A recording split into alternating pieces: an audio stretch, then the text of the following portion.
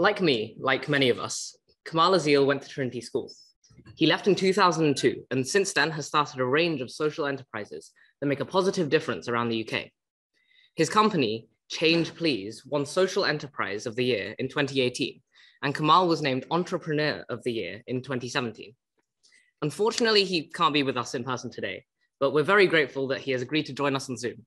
So without further ado, would you please join me in giving a warm welcome to Cemal Ezel.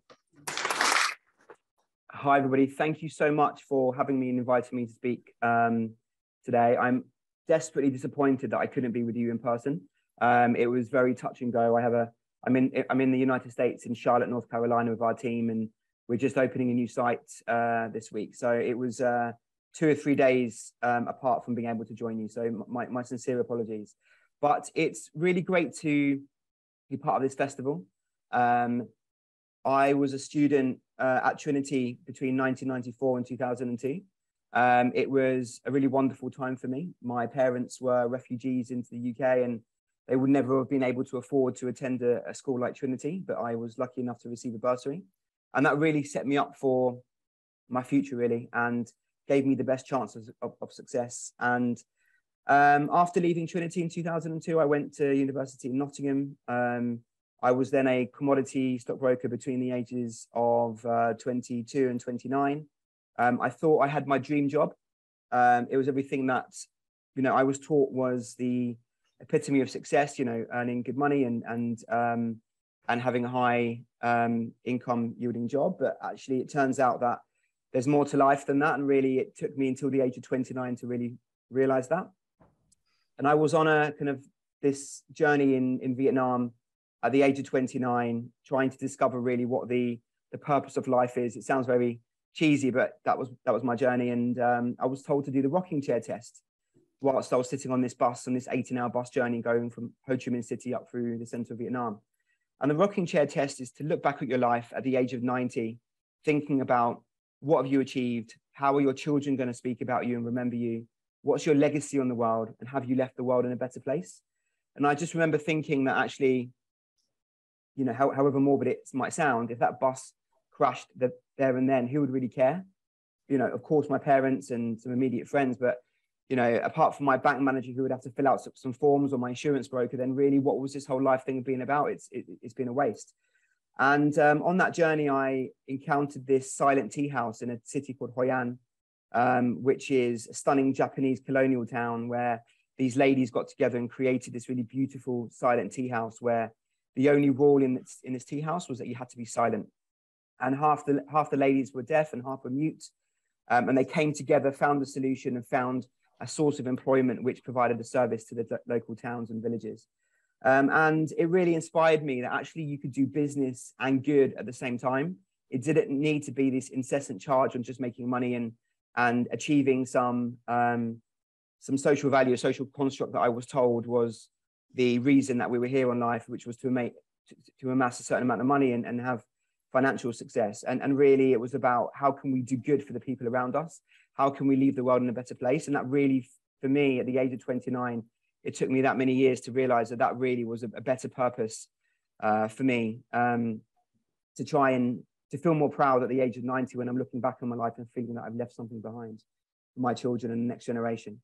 So the reason I went into the area of homelessness was I used to work in the city, and every day we used to walk past people who were homeless in the streets. And it's the same whether you're in London, Los Angeles, New York, Sydney, Manchester. It's exactly the same. You walk past people in the streets who are homeless and you don't know what to do. Do you give money? Do you not give money because they might spend it on drugs and alcohol? Do you keep walking? And we've been conditioned to think that all people who are homeless are the same. They're drug addicts, they've got mental health issues, they don't want to work, they're too lazy. And these are just labels that have been put on people by the media and again through social constructs. And for me, innovation is really about breaking those social constructs, those labels, those norms that we see in society, and looking above those and really looking at problems and challenges with a different mentality and trying to break the status quo. And now I'll explain a bit more about Change Please, but now we are consulting 3 different governments around the world, the Levelling Up Communities government division in the UK for the British government, in the US, in Australia, and helping them to innovate the way they see and tackle the problem of homelessness. I'll also speak about a few other social businesses that I've launched at the same time. So in a second, you should be able to see my screen. Please interject somebody if you can't, and I will get cracking. So Change Please is a social enterprise. And for anyone that doesn't know, a social enterprise is the middle space between a charity on one extreme and a traditional for-profit business on the other extreme. We use capitalism, we use trade to generate income, and how we use that income and how we generate that money is we're delivering impact along both of those upstream and downstream cycles. So in our case, we are finding employment and jobs for people who are homeless, and providing a way out of homelessness through jobs and employment, as opposed to the way that most major governments tackle the problem of homelessness, which is to try to build housing. Governments are not building housing quick enough. And if they are building housing, they're not building social housing anywhere near as quickly as it needs to be built. And therefore, we are finding people and giving them a way out of their problem through jobs and employment, which provides dignity, it provides self-belief, self-worth, confidence, and enables that person to lift themselves out of the problem. And here should be a quick little video that explains a bit more about us. There are many problems in the world that feel almost impossible to solve, but homelessness is not one of them. Even though it is an issue faced by all major cities in the world, Change Please provides a solution different to that offered by governments by delivering an employment-first model.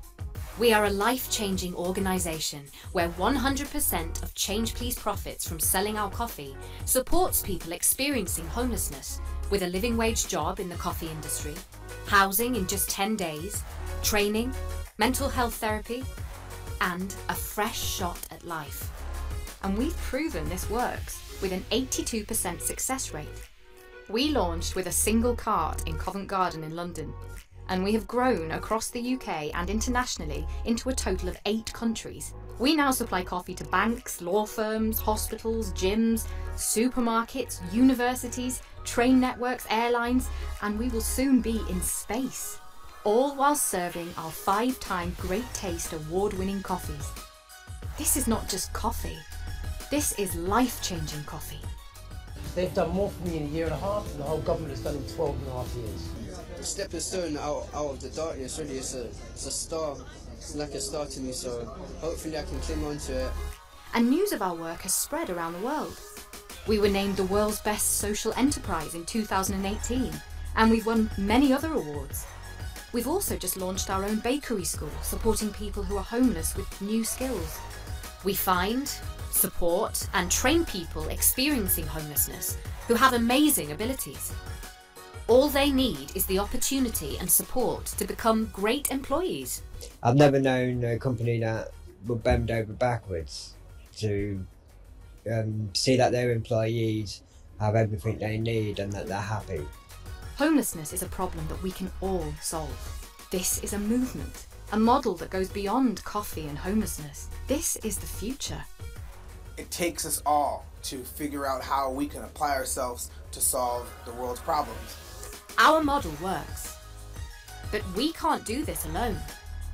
We need your help to keep more people off the streets. We are changing the world by doing business better. And it proves that if you want to change the world, you just have to change where you buy your coffee. And the way we do that is through receiving referrals from local charity partners and government organisations all over the country. That person then does a 1-month selection process. We then employ that person and pay them a living wage, where in London it's around £23,500 per year. So somebody's going from being out on the streets, sleeping rough, to then being paid £23,500 a year. We offer housing in 10 days, a bank account. And the most important part of what we offer is the therapy support. Whether you're a victim of abuse, you've gone through a divorce, a bereavement, you can't see your children, whatever the reason is that someone's become homeless, the mental health therapy element is really the part that unlocks everything else. And then we support all of our staff into a future job. And this process is typically around 6 months. And this model that we have is incredibly innovative. And when we first started, we thought that if we just gave somebody a job, that would be enough. That would be all that they needed to be able to come out of homelessness, but it really wasn't. We then started providing housing, and it really then wasn't enough either. So you're technically lifting somebody off the streets, and putting them into a job and a housing, and it still, after 3 months, was failing because we weren't tackling that root pain, that root trauma that somebody had. And that really was unlocked when we started providing in-house support with counselors, psychologists, mental health nurses. And really, this goes back to the point around innovation and taking problems and challenges and not thinking that you have the answer, learning at every step to try to innovate and develop new solutions, and being really iterative about your process. So starting with one idea, not thinking that it's perfect, but then keep adding on new areas which try to tackle the new problems that you might be facing.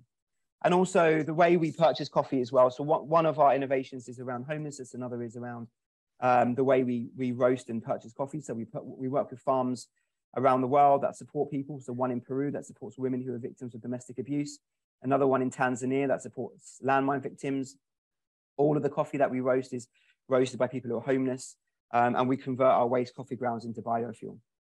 Also, our cups are made of something called an aqueous lining. So one of the big challenges around cups, and they're really not innovative because when they go into bins, they tend to be made from plastic, and they take around 5 to 10 years to break down, whereas our cups can be naturally composted and they're biodegradable. They just go into normal bins and they naturally break down.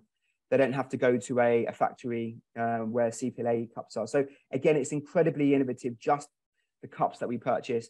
All of our coffee is carbon neutral, and our coffee bags are made from something called a bio-based polymer. So they're made from sugarcane or tall oil. So there's no crude oil plastic whatsoever in our bags.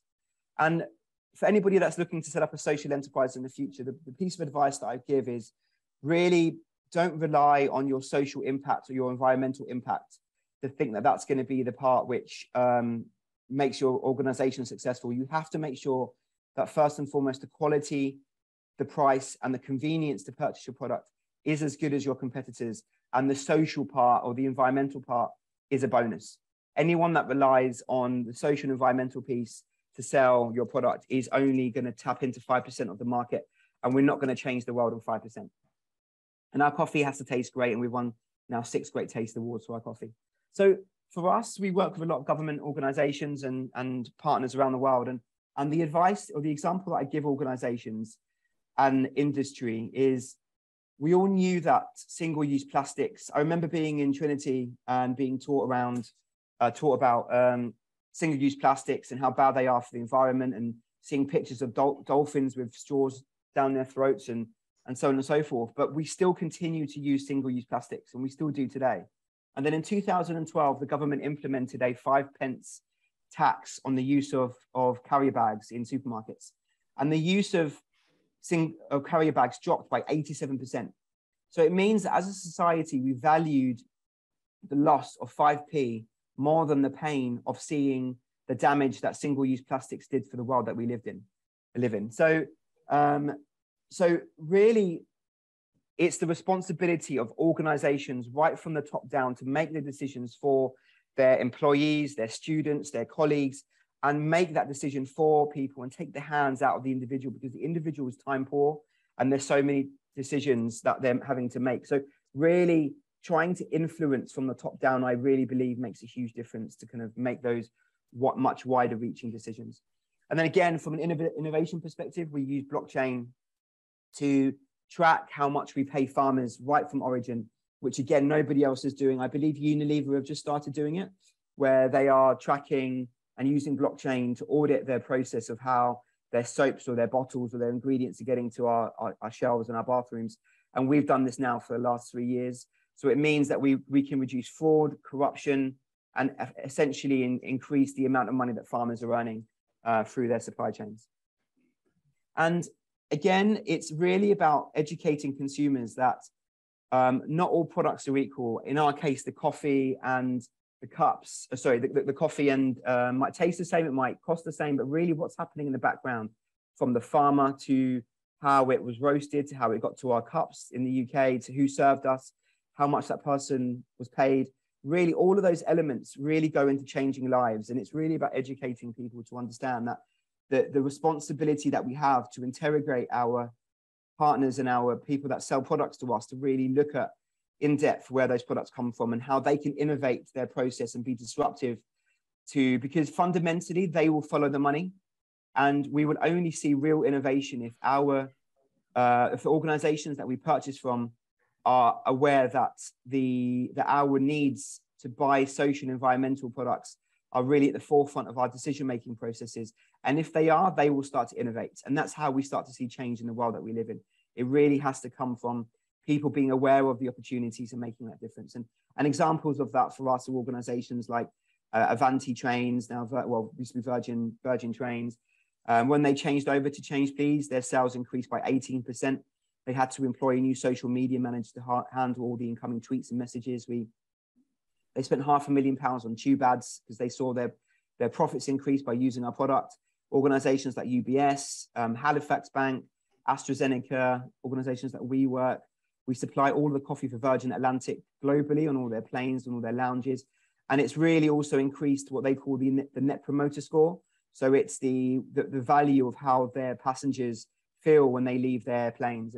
And a real example of social enterprise for me is this example, Delta Airlines, which we're currently in a tender with at the moment.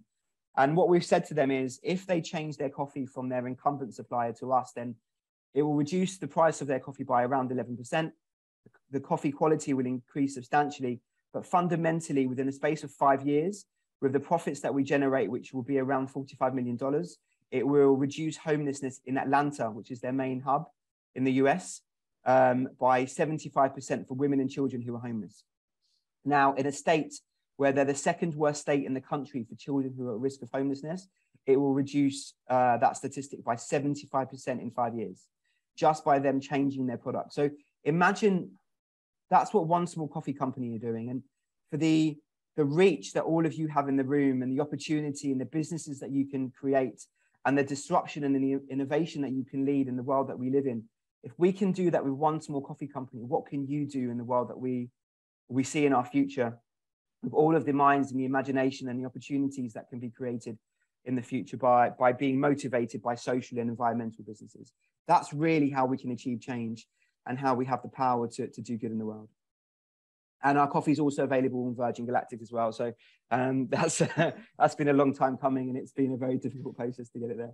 We're in 8 countries around the world, and we're seeing a difference in all those markets, which is exciting. And we've won the Queen's Award. We were named Richard Branson's best startup in 2018. Bloomberg said we were the world's most promising enterprise. And for us, again, going back to disruption, most major charities around the world open services and they wait for people who are homeless to come to them. I wasn't really content with that. I didn't think that was a sustainable way of having change and relying on people who are destitute and at rock bottom and relying on them to try to find you in deeper parts of London. So what we did is we purchased old double-decker buses in London, and we converted them to provide vital services to rough sleepers, and we took those vital services straight to rough sleepers. So we really innovated the way that rough sleepers were supported. And these services include everything from showers, haircuts, being able to wash your clothes, period products for women, new clothes for people. We can open on the HSBC bus in partnership with HSBC bank accounts, because if you've been homeless for more than 2 years, or if you've not used a bank account for 2 years, you lose that bank account. So that means it acts as a issue for someone who's looking to gain employment. If they don't have accommodation or they haven't used their bank account, it creates another barrier. So we are taking mobile services straight to rough sleepers. And other services that we provide are things such as on the buses, we have access to GPs where you have a remote access to a doctor, and you can explain the challenges the physical challenges you have. And considering in 2020, 976 people died on the streets, it's really saving lives. I mean, a couple of weeks ago, we had a lady who presented herself on the bus, and she had a lump on her breast, and we got her immediate access to a doctor, and it's absolutely going to save her life. And on one of the buses, in partnership with Colgate, we have a dentist surgery, which is a state-of-the-art dentist surgery, because 40% of rough sleepers have complained about pain in their mouth, and 15% have tried to pull out their own teeth out of sheer pain. So we have a state-of-the-art CQC-approved dental surgery with X-ray equipment, sonar cleaning equipment, going straight to rough sleepers, really innovating the way and disrupting the way which local councils and government tackle the problem of homelessness. And really this model is being picked up by other governments, mayors and partners around the world. And we're in talks at the moment with mayors in Miami, in Los Angeles, really trying to kind of replicate this model as well. And the next step in our innovation process and disruption process is really looking at a cruise ship, which we're launching in London beginning and middle of next year, which is providing kind of accommodation, a whole range of services to rough sleepers, so accommodation, access to healthcare, rehabilitation services for drug dependency. And this and Delphine, which is going to be the first one, can house 460 people on board. So 4.5 cruise ships will essentially end homelessness in London. That for me is the epitome of disruption and innovation. It's thinking differently. It's finding solutions to problems where, you know, to provide 460 bedrooms in London will cost in excess of 30-40 million, and really it isn't at the top of anyone's agenda.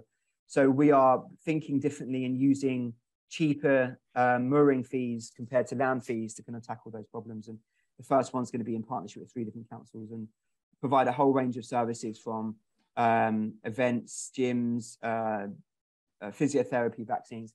And then the next social enterprise, which I launched, was really during COVID. We saw how many people still were buying toilet paper during COVID, and the way I looked into the problem was the household paper market in the UK was valued at around 2 billion in 2019.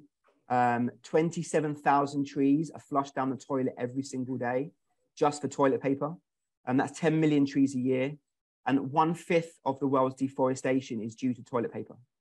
So just for us, you know, using a product that we use every single day accounts for 1/5 of the world's deforestation. So in a time where we should be planting more trees to target carbon emissions and reduce our carbon footprint, we're cutting down trees just for toilet paper. And for me, that doesn't make sense. Just like homelessness doesn't make sense. I wanted to find a way to try and tackle the problem and innovate. So we launched a product called Serious Tissues, where we launched, so essentially for every one roll that we sell, we plant 1 tree. And it was the UK's only and first carbon neutral toilet paper. It was made from 100% recycled paper. So we collect paper from offices around the country, from schools, from universities, from gyms, waste paper that they don't use in their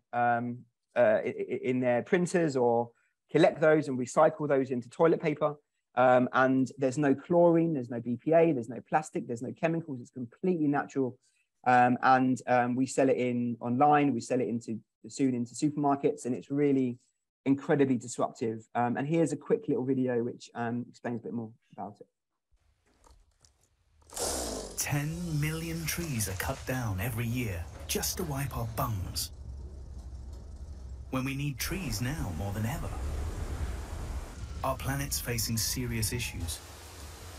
So we've made Serious Tissues, toilet paper that plants a tree for every roll sold. Here's how it works. First, Serious Tissues are 100% recycled paper, so we don't cut down trees to begin with. Second, no plastic. That's it, no plastic, ever.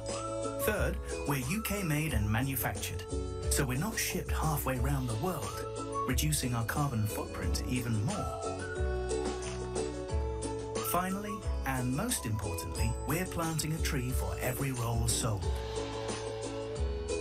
Every time you buy Serious Tissues, you're planting trees, reversing deforestation, and helping slow down climate change.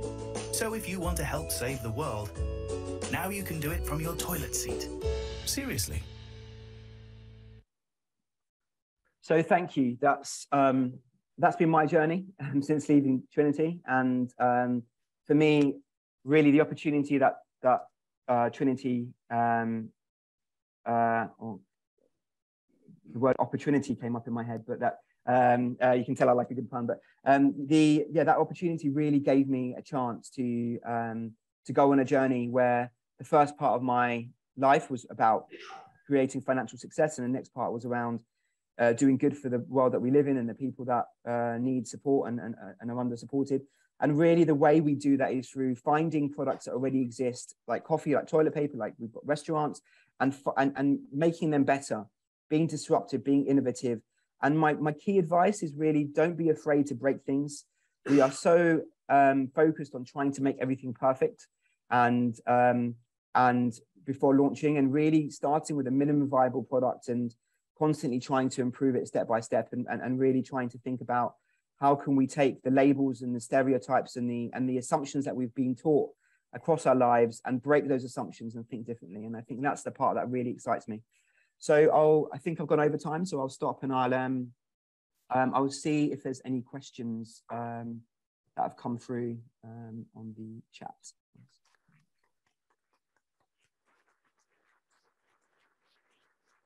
Okay, great. So question from Anonymous. How did you connect all steps you needed to make this approach work as it's going against the general grain of how people start up businesses? And for us, it's really around conceiving the idea and starting with the why. You've all seen Simon Sinek and online, I believe, and really understanding what's our purpose, what's our end goal, and how do we want to, and what do we want to achieve fundamentally, and really working backwards from there. So the backwards part is then working out from that plan and those steps to get to that point. What's the minimum required product that we need just to get started? And for me, we try to encourage criticism from our customers and our partners. So I'm not sure if you've ever been to a restaurant and you've been kind of quietly complaining to the person next to you about the quality of the food or the service, and then as soon as the waiter comes up and says, how was your food? How was everything? You immediately say, it was fantastic, it was great. And we're not inviting people to give criticism. So what we ask all of our customers and our clients and our colleagues, and we say, what one thing would you change about our product? And we encourage criticism to try and learn. And that's how you achieve innovation and implement change a lot quicker. So I think that's really one of the key ways our approach and what we've achieved in the last 6 years and grown internationally was really born out of trying to look for criticism and making change. The next question is, how could someone leverage your lessons learned? And I think that's partly been answered in some of the answers I've given, but it really is around breaking those stereotypes and those labels that we have in society. And at the age of 7, 8, my niece recently was walking past someone in the streets who was homeless, and she was just, I think she started crying, but she wanted to donate her pocket money to that person. But I think she was just couldn't understand how we just walking past people and allowing them to be in that situation. And at some point in our lives, we stop looking at that and we start to desensitize ourselves. And for me, it's really around trying to look at those assumptions that we have and those stereotypes and breaking those and rethinking those from the perspective of a child, and trying to think differently and how we can make a difference to those people around us. So the questions are coming in a lot quicker than I can read them. I've just realized I started at the top. One of the questions is, do you feel your experience working in the city enabled you to achieve what you have done now with Change Please? And I think absolutely. One of the key ways was that it gave me some financial security to be able to go into a social enterprise space, where it meant that the early years in a startup were quite challenging, and being able to have a bit of financial security to be able to do that. But also so much of what you've seen in the presentation was achieved through partnerships with big businesses, whether they're banks, law firms, toothpaste companies, and understanding the way that corporates think in the city really allowed me to then think differently. So we're not asking for somebody for something, but we're giving a solution to a problem, whether it's marketing, whether it's a way of them being able to communicate the impact that they're doing. So that's time in the city really made a huge difference. So So does Change Please receive any government funding or tax breaks to enable it to compete and create more profit for the mission? So in the UK, not much. I would say around pre-COVID and after COVID, around 95% of our income was from trade and not from government support. However, during COVID, it then flipped around to almost, I would say, 100% of our income was from government support because, you know, nobody was buying our products and gyms and airlines were closing, and it just meant that we were reliant on the government to keep going. But the way that the business works now, I'm currently in the US, and the US and Australian markets especially have a huge focus around grant giving. There's a tax benefit to be able to give to charities here. So it means that that model is slightly more reliant on grant giving, especially when you're setting up in a new market. That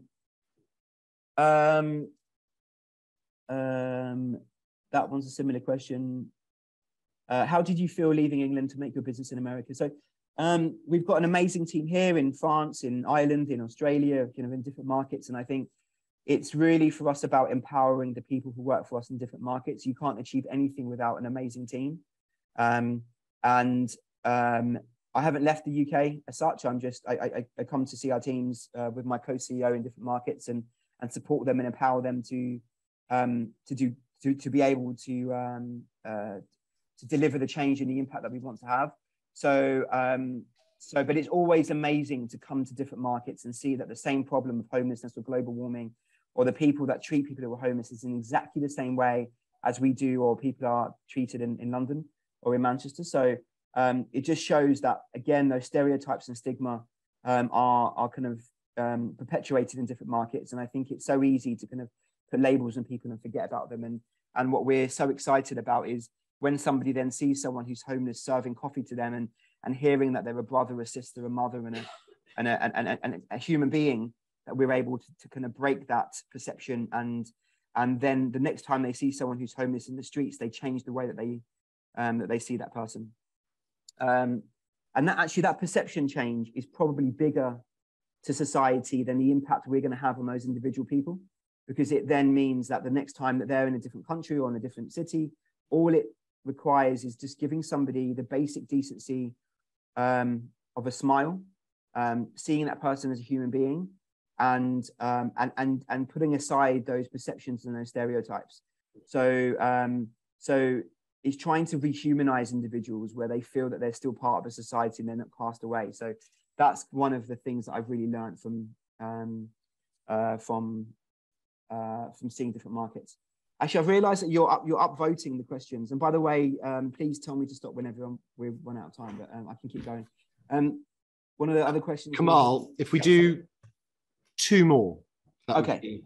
I'll answer the top two questions that I haven't answered. I want to answer the question about government and social responsibility, but we supply coffee into Downing Street, so I'll get to the next one. Do the current inflation rates make you work harder? I think absolutely. It's a huge challenge at the moment for the people that we support. You combine inflation with COVID. We've seen an increase of 133,000 households being made homeless due to coronavirus. And that's just been exacerbated through inflation. There's now, well, pre-COVID, there was 16.5 million people in the UK who had less than £350 in their bank account. So that was pre-COVID, and that's pre-inflation and the cost of living crisis. So God knows what that number is now. So absolutely, it's making us work harder, and it gives us a kind of a focus and a motivation for all the amazing people that work for us across the world, and giving them a reason to kind of come into work on a daily basis. Do you think that life's important is to make impact on life? Are serious issues helping people who are homeless? So the second part of that question is no. At the moment, serious issues aren't supporting people who are homeless. It's just an environmental focused organization. But it really, for me, proves that you can apply the social model into environmental products and sorry, you can apply social enterprise, environmental enterprise into both social and environmental products, into anything from whether it's a product and commodity as low as toilet paper, coffee, to consulting, to AV equipment. We're even looking at the digital advertising space and being disruptive in that area. So, you know, I really believe that we can take every, and people say to me that every great idea or every business has already been thought about. It may have done, but you haven't thought about it from a social or environmental perspective. And if you apply that tweak or that lens to that problem or to that business, then that's how you can reinvigorate a new business. Someone had already thought about coffee or toilet paper. All we've done is apply the social environmental mission to that product. And we're now for serious tissues, we've just done our SCIS funding, and we're achieving year 4 sales in year 1. So I really believe that it's a huge opportunity to create successful businesses through doing good.